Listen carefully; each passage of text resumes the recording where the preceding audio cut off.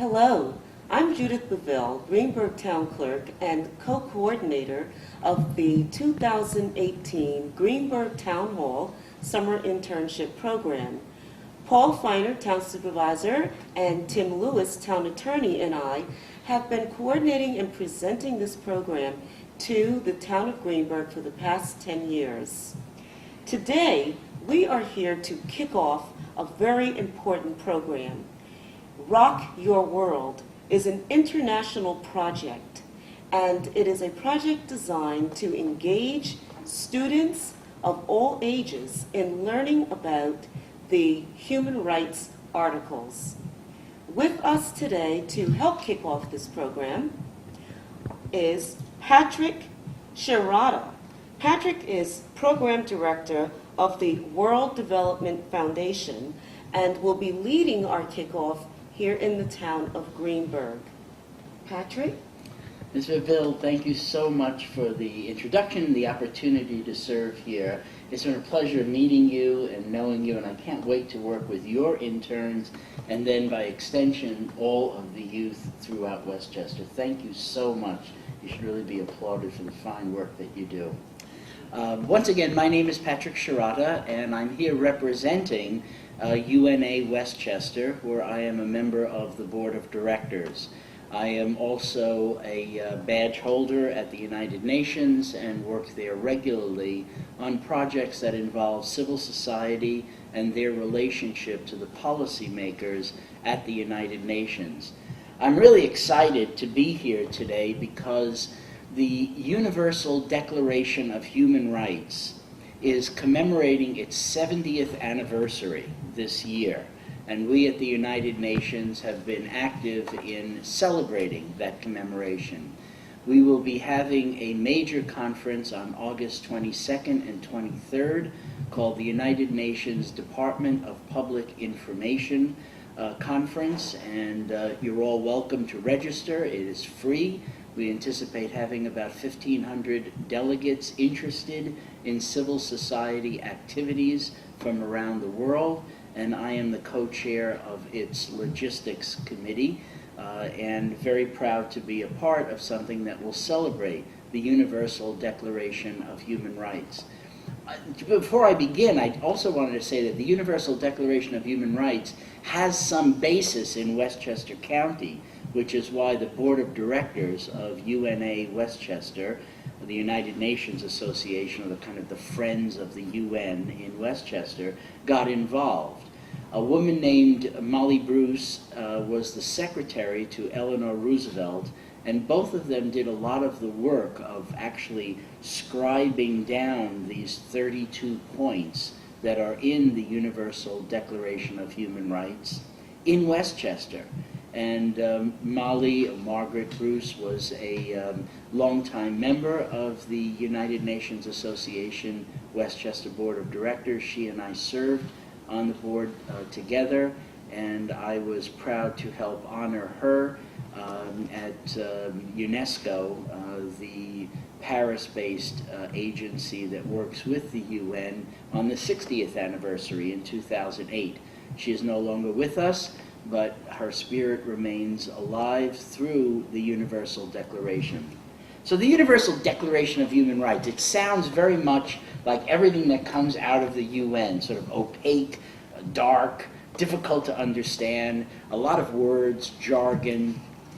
But in truth, human rights are the foundational elements that every single human being is deserving throughout the world. Sadly, however, every human being does not enjoy the human rights that we aspire to and wrote down 70 years ago throughout the world. So Rock Your World is a project of a California-based nonprofit called Creative Visions. But what Creative Visions has done in Rock Your World and through other programs has been to use the power of storytelling and the media to help youth understand and become advocates for human rights issues. And therefore, we've been happy to use the Universal Declaration of Human Rights as our foundation. It was designed by educators And this program, Rock Your World, engages middle and high school students in real-world issues and guides them to explore and communicate through creative advocacy campaigns using a variety of media to express themselves, film, music, art, theater, and more. So Rock Your World, by the way, has engaged nearly 30,000 teachers in over 25,000 schools in 72 countries across the globe. So we're very, very happy to now have Greenburgh to be part of that consortium working together around the world. What's most compelling is that the program has inspired nearly 700,000 students across the world to take action towards positive social change. Rock Your World inspires students. It encourages them to ask bold questions about the challenges they see in their neighborhoods, their communities, and the world around them. Asking questions is an important first step, but where do we go from there? Rock Your World engages students in dialogue and action so that we can overcome some of the challenges that we see. How to find those solutions to intractable challenges are sometimes best left to our youth, who have tremendous creative ideas that many of us have either not thought about or discarded without much thought in the past. Rock Your World stands on the pillars of discovery first, then inquiry, then action. So what we're trying to do with Rock Your World is create a force multiplier. We want to make a positive change that we know can happen and inject it with some magical energy to allow it to reach a truly global scale.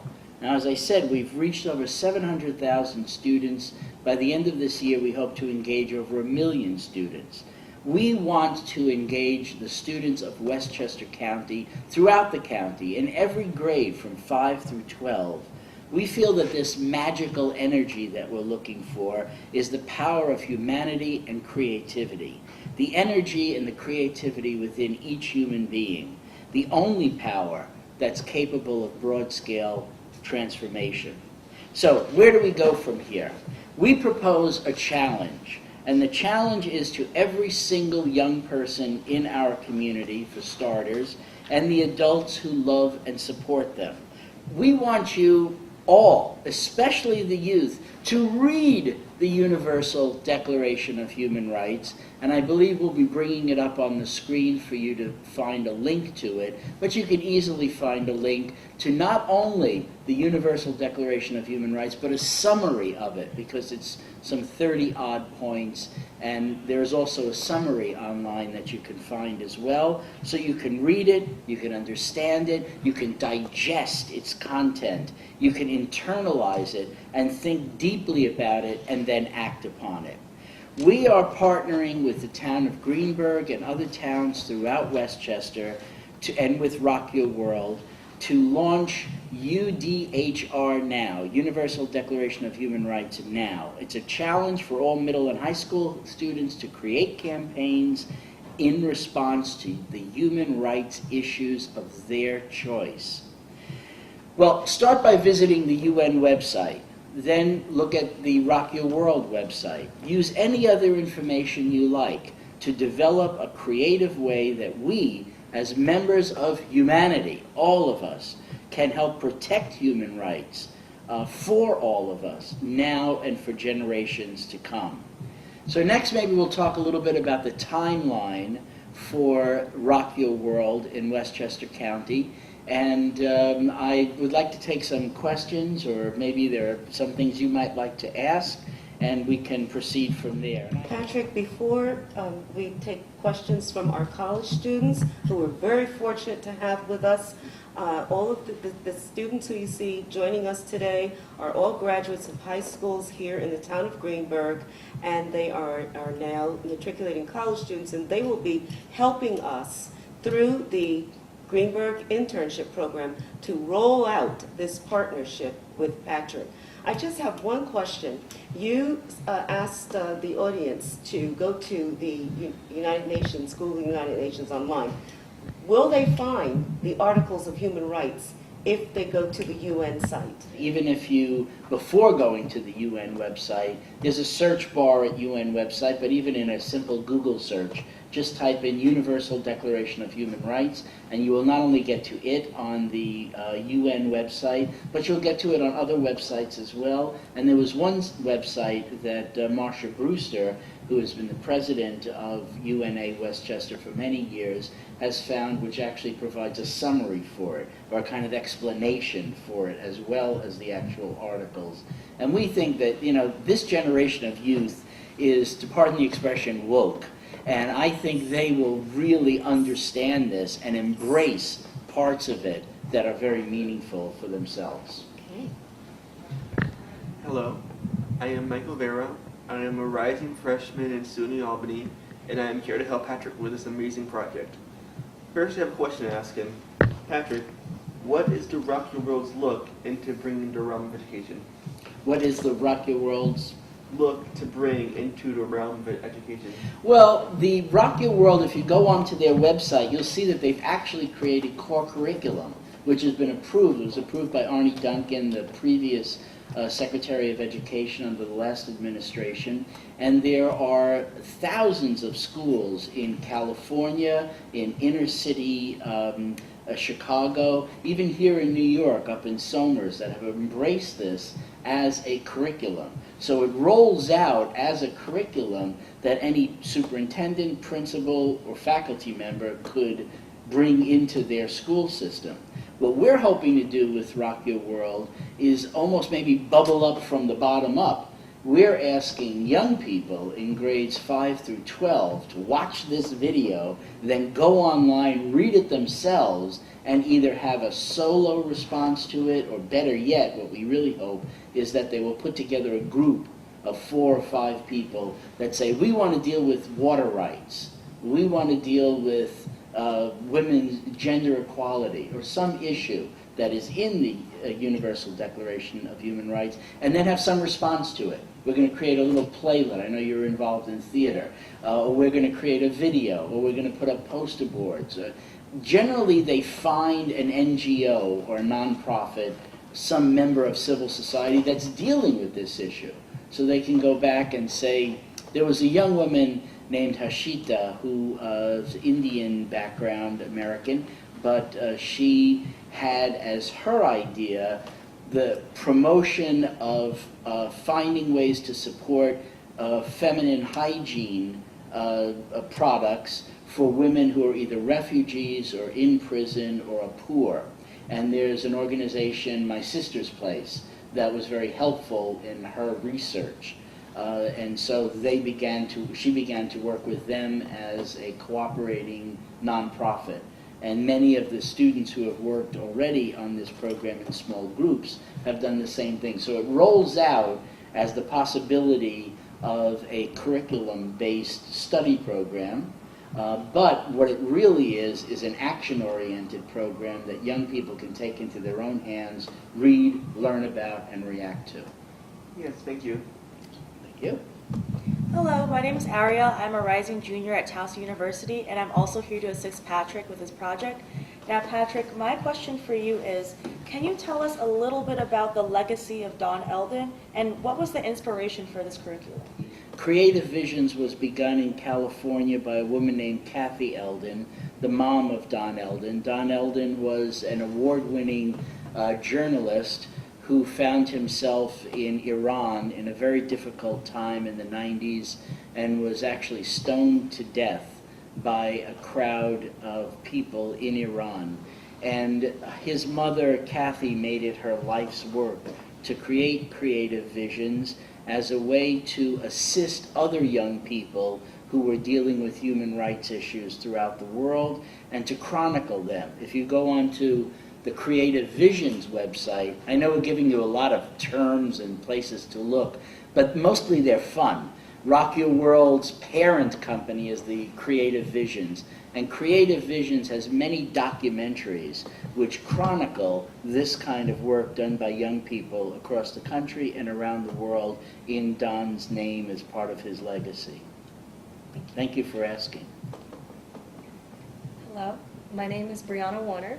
I'm a rising graduate student at Hofstra University, and I'm also helping Patrick out this summer. One of the questions I had was, do you think having Rock Your World in the New York State public schools will allow students to get out of their comfort zones? What objectives are the Rock Your World curriculum looking to do? That's a great question. It might get them into a comfort zone, but it might also bring them out of one. Most of us don't really know about the Declaration of Human Rights. Most of us don't realize that 70 years ago, the then First Lady of the United States under President Roosevelt, Eleanor Roosevelt, who was very active in the formation and the beginnings of the United Nations, felt that we needed to articulate what human rights were in a time when we were at war. The Second World War was coming to an end, and it was also a time where there was a rising populist movement on the right that created fascism, Nazism, and some of the problems that unfortunately we see echoed today, even in our own country, as surprising as it may seem, and alerting young people to what their basic human rights are is something that I think will wake people up, especially young people, to see what it is we have all agreed upon throughout the world that we deserve as human rights. And many of those are in question right now. And I think that by doing this, we will strengthen young people's understanding of their place in their community, in their society, and in the world. And so I'm very encouraged about not only asking young people to find out what the Declaration of Human Rights is, but react to it, and react to it creatively. Thank you so much. Thank you. So Patrick, what should our superintendents here in the town of Greenburgh and throughout Westchester, our superintendents, our principals, and our teachers expect from us as we move forward in rolling out this program? Thank you for asking. I would say that, number one, they should contact us. If you will contact us at UNA USA, and we'll probably put this up on the screen, but you can write to me at challenge, CHALLENG, challenge.unawestchester@gmail.com. challenge.unawestchester@gmail.com. And we will then register you as part of this initiative and give you more information. We are putting together a press kit that will actually be ready in a week. So maybe by the time you see this, we'll be ready to send you a press kit or just bring you to a link online where you can download it and share it yourselves. All of those registered will be allowed to enter this challenge. So now faculty will be involved. The principals and faculty will decide how they want this to roll out in their school. Making it part of core curriculum, of course, would be fantastic, but making it just a project of a model UN club or an international club that may exist in your high school or middle school will be a great way to make this a project.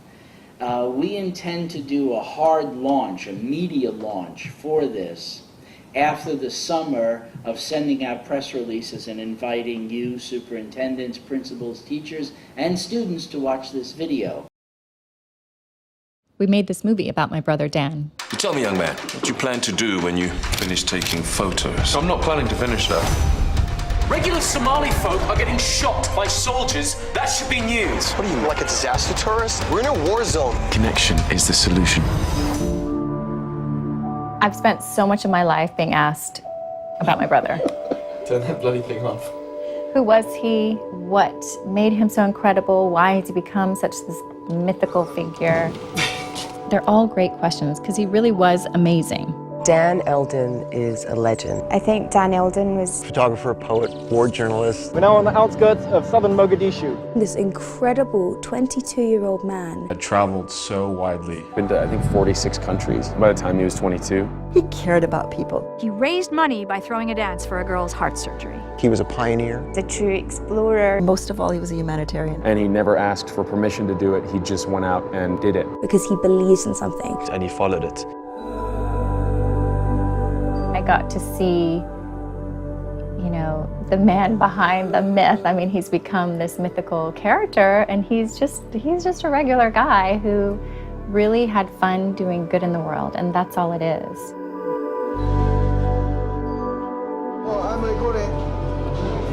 Dan, one of his phrases was, look for solutions, not problems. And he was constantly trying to figure out how he could help people. He magnified the good and the bold and the powerful in all of us. And then he also took chances on people that most people would maybe overlook or not take a chance on. We had this little girl who was in our class at school, and she needed a heart transplant. And so Dan threw this huge raucous party in our backyard, and he raised the funds for this young girl to have a heart operation, and he saved this little girl's life, and that was in high school. I think it was really empowering because you realize from a young age, wow, I can do this. The next level, he went into this country of Malawi, where we went on this incredible journey to help the refugees there. We wanted to bring them something like a water pump or blankets. We'd never seen anything like this before. And again, every time we went somewhere, we realized actually we're not really helping these people. These people are helping us way more than we're helping, because we were learning so much from these people and their resilience. He went on for his, final mission was Somalia, helping to create awareness about this country in need. And so it was hard for me at the age of 19 to understand how this beautiful spirit who was all about good and all about saying the best with people and all about helping people could be crushed by this force of anger and ignorance, basically. Tragedy struck today in Somalia after a military operation was launched. I had an internship in Mexico, and I was with a friend of mine, and it was a really exciting time in my life. It was I had just had my birthday, and I was just feeling like my whole life was ahead of me, and I was so excited to live this life. And the phone rang. It was my mom, and she said, "This is the phone call I never wanted to make, but Dan has been killed." My brother was covering the war in Somalia in 1993. And through a misunderstanding, he was stoned and beaten to death by a mob at the age of 22. There's no way that he could be killed. I just thought there was some kind of mistake, or maybe they killed somebody else. It was so confusing to me. And then as I kept talking to her, I realized, no, this is real, that he really has been killed. And it just was so hard to comprehend. I just couldn't wrap my head around it. Brilliant. Dan was an artist, he was an adventurer, he was an activist. He just ran at life. He was fearless, he was bold, he was a leader, he was hilarious. And by the age of 21, he happened to be the youngest photojournalist to work with Reuters. He was my big brother. I think I went through a real period of darkness and pain. It's not something you can avoid when you go through such a shocking, violent experience like that. What I always come back to is that in every dark situation, there's an equal amount of light. And wherever you see tragedy and horror, they're always the helpers who are there, just maybe out of frame, but they're there. And I want to be a helper. The road is very safe. Yes. Dan left behind 20 journals, and he was always carrying one with him. I think that the journals are an amazing reflection of this short but incredible ride that Dan had, because he would just pour all his thoughts and feelings and experiences into these journals and use them as a way of understanding what his experience had been. We took the pages from his journals and created a book called The Journey is the Destination. We just kept getting these letters and phone calls from people all around the world saying how impacted they were by his story, and so we knew we had to do something. We started this organization dedicated to helping people find solutions to some of their local challenges. And then we made this film. We have no idea. Nobody does. The place, it's in chaos. There's people starving to death, and nobody knows. I think ultimately our hope was to show young people what's possible. I hope that in seeing how Dan lived his life, that kids can realize that they can craft their own life, that nobody else is creating their map, that they have to create their own journey, and they have to dust off their own map and figure out where they're going and not, listen to everybody else's idea of what's right for them, because you know inside what your path is. The main thing is to not be paralyzed just because there are too many issues in this world. It's just to roll up your sleeves and take a whack at something, anything. You really do have everything you need to make the difference you want to see in the world. And I think Dan was the person who helped me see that, and now I've seen it everywhere. I would say, be bold. Don't be cynical. It's so boring. Cynical is just like the evil. It's just go for it and know that the sky's the limit.